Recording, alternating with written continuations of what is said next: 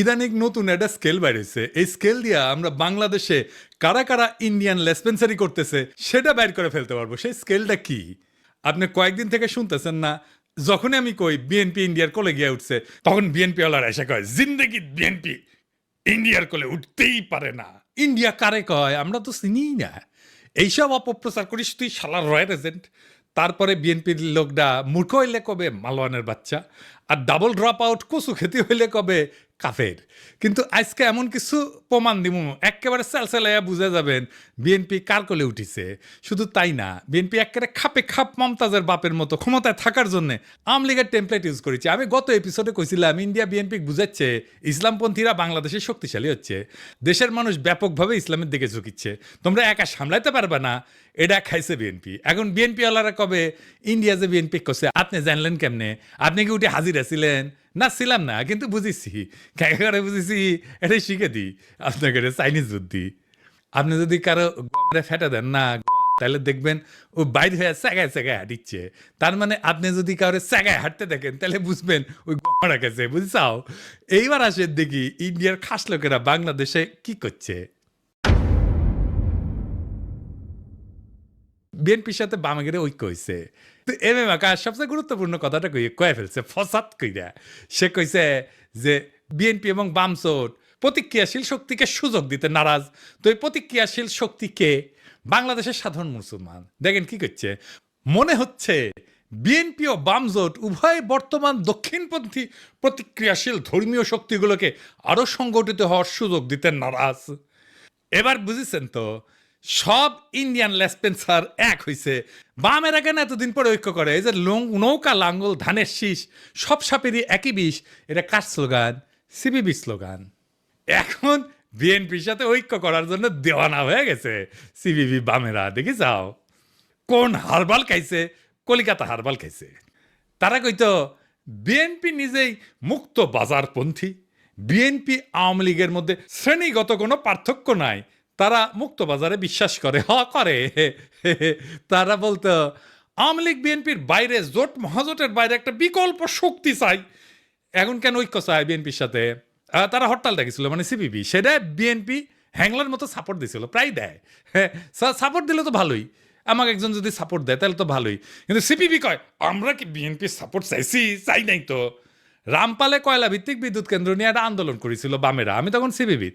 তো সেই রামপাল পর্যন্ত লং মার্চে গেছি। সেই লং মার্চে বিএনপির নেতাকর্মীরাও ছিল, চান্দাও দিচ্ছে। আমি নিজে চান্দা তুলিছি বিএনপির অনেক লোকের কাছ থেকে। তো আওয়ামী লীগ থেকে কইছে বামেরা বিএনপির সাথে ঐক্য করিচ্ছে। তো সাথে সাথে লাভ দিয়া কয়া উঠছে আনু মোহাম্মদ বিএনপির সাথে ঐক্যের প্রশ্নই ওঠে না। দেখি যাও এখন কেন বিএনপির সাথে ঐক্য হয়? এই এম এম আকাশকে সে শেখ হাসিনার আমলে লিখেছিল সমকালে, এর জন্য কলে আমি সিবিবি থেকে বহিষ্কার হই। আমার কোনো রাগ নাই, মানে আমি কইছিলাম ওরে বহিষ্কার করতে হবে, তা উল্টে আমি বহিষ্কার হয়ে যাই। সে লিখেছিল তবে ঘটনা যাই ঘটুক, প্রগতিশীল মুক্তিযুদ্ধের পক্ষের শক্তির এক্ষেত্রে যা করণীয় সেটা হচ্ছে 1971 সালের পরাজিত প্রতিক্রিয়াশীল সন্ত্রাসী শক্তিকে যদি আওয়ামী লীগ রাষ্ট্রীয় বল প্রয়োগ করে দুর্বল এবং নিঃশেষিত করতে পারে, তাতে বাগড়া না দেওয়া।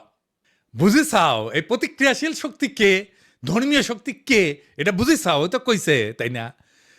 এই সেই ইসলাম বিদ্বেষী আকাশ যে বাংলাদেশে মাদ্রাসা ছাত্র আর ইসলামপন্থীদের রাষ্ট্রীয় শক্তি মানে ডিবি, র্যাব, ডিজিএফআই এগুলো দিয়ে নির্মূল করতে চেয়েছিল, এদের জন্য আয়না ঘর হয়েছে।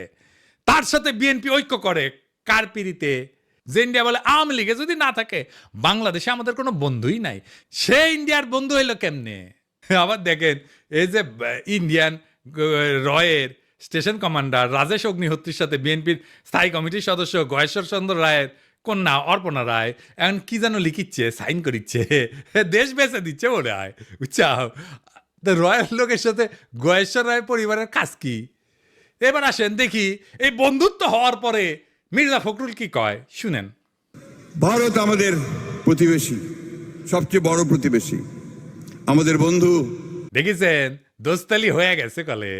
যে বিএনপি গত ডিসেম্বরে কইছিল বাংলাদেশ নয় ভারতের বন্ধুত্ব হাসিনার সঙ্গে, তো এখন কি এলো? এই যে ভারতের ফেও ধরা, বন্ধুত্বের ফেও ধরা, দেওয়ানা হয়ে যাওয়া ইন্ডিয়ার বন্ধুত্বের জন্য। এটা কেন? ইন্ডিয়া বাংলাদেশে এমন একটা ধারণা তৈরি করেছে যে ইন্ডিয়া ছাড়া বাংলাদেশে কেউ রাজনীতি করবে পারবে না। ইন্ডিয়ার সাথে গুড টার্মসে না থাকলে বাংলাদেশে ক্ষমতা আসা যাবে না। ইন্ডিয়া আর্মি ঢুকে দেবে বাংলাদেশে, ইন্ডিয়ার নামে কাপড় নষ্ট করে ফেলে। এই ইন্ডিয়া সিপিবি রে ঢুকাইছে বিএনপির কান্দে চেপা ইন্ডিয়ান এজেন্ডাগুলো বাস্তবায়ন করতে। যেই সিপিবি অভিন্ন গোয়েন্দা রিপোর্টের উপরে ভিত্তি কইরা সিপিবির দলীয় পত্রিকা একতায় বর্ষা বিপ্লবের সময় প্রচার করেছিল ফ্যাসিবাদ অনুরাগী নানা ধরনের তথ্য বিশ্লেষণ, বিবরণ, ব্যাখ্যা এবং বিবৃতি। যখন গণ অভ্যুত্থান বিপ্লব চলছিল তখন পুরা জুলাই মাস এবং আগস্টের 5 তারিখ পর্যন্ত একতা সংগোপনে নীরবে তাদের গণবিরোধ এবং নিন্দনীয় কার্যক্রম চালায় গেছে। আর এখন এই প্রগতিশীল হওয়ার ইন্ডিয়ান লাইনে বিএনপি নামিছে। এম এম আকাশে বক্তব্যটা কবে দিছে জানেন? 28শে জানুয়ারি 2025-এ। আর সেইটা পইরা মুগ্ধ হইয়া অসল মালদের নিয়া স্বপ্নে বিভোর বিএনপির জীর্ণ বৃদ্ধ নেতারা প্রগতিশীল হওয়ার একটা লাইন পেয়ে গেছে, ঝাঁপায় পড়েছে তাদের দিকে। পতিত ফ্যাসিস্ট হাসিনার শাসনামলে যখন খুনিদের জুলুম নির্যাতনের বিরুদ্ধে লড়াই করাটা ছিল প্রধান কর্তব্য, তখন নিপীড়নকারীদের দোসর এম এম আকাশের ভূমিকা ছিল ঘৃণ্য দালালির। 2018 সালের পর থেকে বামপন্থীদের মধ্যে থেকে যখনই কোনো আন্দোলন নিয়ে কেউ আগাইতে চেয়েছে তাদের বিরুদ্ধে নামছে, নিন্দা এবং কুৎসা ঘটাইছে এই আকাশ, দিবালক সিংহ এবং চট্টগ্রাম পোর্ট লুণ্ঠনকারী মাহবুব জামান। সিপিবির মধ্যে ফ্যাসিস্ট বিরোধীদের এরা ট্যাগ দিত A to Z ঐক্যপন্থী হিসাবে। খুনি হাসিনা সরকার ফেলার জন্য এরা বিএনপি জামাতের সাথে ঐক্য করতে চায়, এই অভিযোগ তুলা সিপিবিতে তাদের রাজনৈতিক প্রতিপক্ষকে কোণঠাসা করা হইতো। আর এখন এই এম এম আকাশ সাহিত্যে বামপন্থীদের মধ্যে সবচেয়ে প্রো বিএনপি তাত্ত্বিক হিসাবে। এখন কাদের সাথে কৌশলগত জোট করতে হবে এদের সেই সিগন্যাল দিচ্ছে ইন্ডিয়ারা, সাথে নেমে পড়ছে এজেন্টগুলা। লেখক মুস্তাক আহমেদ নির্যাতিত হয়ে কারাগারে মৃত্যুবরণ করলে এর প্রতিবাদে ঢাকার রাস্তায় আন্দোলনের নামে ছাত্র ইউনিয়ন। তখন গ্রেপ্তার হওয়া 6 ছাত্র নেতাকে বিপদগামী বলে ঘোষণা দেয় সিপিবি এম এম আকাশ। সংগ্রামরতদের ধরে শারীরিক নির্যাতন করে জেলে পুরতে পুলিশকে উৎসাহ দিয়েছিল এই দলটির আওয়ামী লীগপন্থী নেতারা। কতটা নিষ্ঠুর, নির্মম, বাটপার হইলে নিজ দলের নেতাকর্মীদের বিরুদ্ধে রাষ্ট্রশক্তিদেরকে লেলাই দিতে পারে। ইন্ডিয়ার পরামর্শে চলার পথে হাঁটতে গিয়া ইনশাল্লাহ এভাবে মহাসড়ক খারাপে বিএনপি নিজেও জয় বাংলা হয়ে যাবে আওয়ামী লীগের মতো। এম এম আকাশ কইছে না, বিএনপি এবং বামজোট উভয় বর্তমান দক্ষিণপন্থী প্রতিক্রিয়াশীল ধর্মীয় শক্তিগুলোকে আরো সংগঠিত হওয়ার সুযোগ দিতে নারাজ। এই বিএনপি কি জিয়ার বিএনপি? এই বিএনপি কি খালেদা জিয়ার বিএনপি? এই বিএনপিকে কি আপনারা ক্ষমতায় দেখতে চান? আপনাদের কাছে প্রশ্ন রেখে গেলাম। আমি যখন টের পাইছি বিএনপি ইন্ডিয়ার কলেজায় উঠিছে তখন থেকে আমি প্রতিবাদ করে গেছি। আর বিএনপির নেতাকর্মীরা কয়ে গেছে বিএনপির পণ দেখেন আমি আঙুল দিতেছি। দেশের স্থিতিশীলতা চাই না, আমি মবস্টার, দেশকে অশান্ত রাখতে চাই যেন ইন্ডিয়ার সুবিধা হয়। এটার বেকুবি বলবেন না শয়তানি বলবেন। তাহলে হাসিনা কি খারাপ ছিল? হাসিনা যা ভালো মনে করতো তাই করতো, আর বলতো আমার অপরাধটা কি? দেশবাসীর কাছে আমি বিচার চাই, কি অপরাধটা কি করেছি। এই জন্যই বলি কিছুই বদলাবে না, যা ছিল আগের মতো তাই থাকবে। আর একটা বিএনপি শাসন পাবো, ঠিক আওয়ামী লীগের মতো শাসন হবে। এইরকম গুমখুন শুরু হবে আওয়ামী লীগের মতো। আওয়ামী লীগ একই সাথে প্রগতিশীল হবে, একই সাথে এমন কর্মী রাখবে যারা আমাকে রয়্যাল এজেন্ট বলবে অথবা মালাউন বলবে, কারণ আমি তাদের রাজনৈতিক বিরোধিতা করি। আমি কয়ে দিলাম তারা আওয়ামী লীগের সাথে ডাবল দুঃশাসন দেবে, লিখে রাখেন, মিলাই নেন। আজ এইভাবে বাংলাদেশের আকাশে জমিছে বিশ্বাসঘাতকতার ঘন মেঘ। এক সময় যে রাজনীতিবিদরা মুক্তির গান গাইছিল আজ তারাই ভারতের দাসত্বের ঘুঁটি হইয়া নোংরা ষড়যন্ত্রের খেলা খেলিচ্ছে। বিএনপি আর সিপিবি একে একে সবাই বর্ষা বিপ্লবের চেতনাকে পায়ে দলিত কইরা দিল্লির দরবারে মাথা নত করিছে। ক্ষমতার লোভ আর বিদেশি প্রভুদের সন্তুষ্ট করার লজ্জাজনক প্রতিযোগিতায় তারা হারাইছে নিজেদের আত্মা, বিকায় দিছে দেশের স্বপ্ন। কিন্তু বাংলাদেশ মাথা নত করার জন্য জন্মায়নি।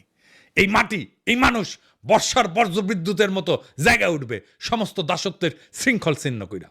বর্ষা বিপ্লবের চেতনায় দীপ্ত নতুন প্রজন্ম শপথ নিছে কোন ভারতের পদলেহনকারী এদেশের শাসন করবে না। কোন ভণ্ড সোগান আর মেকি প্রগতিশীলতা আমাদের রুখতে পারবে না। আমরা ঘুমন্ত না, আমরা কেবল ঝড়ের অপেক্ষায়। আমরা বিজয়ের জন্য আগায় চলছি, বজ্রকণ্ঠে ঘোষণা দিতে বর্ষা বিপ্লবের চেতনা অমর হোক, ভারতীয় আধিপত্যবাদের অবসান ঘটুক, ইনকিলাব জিন্দাবাদ।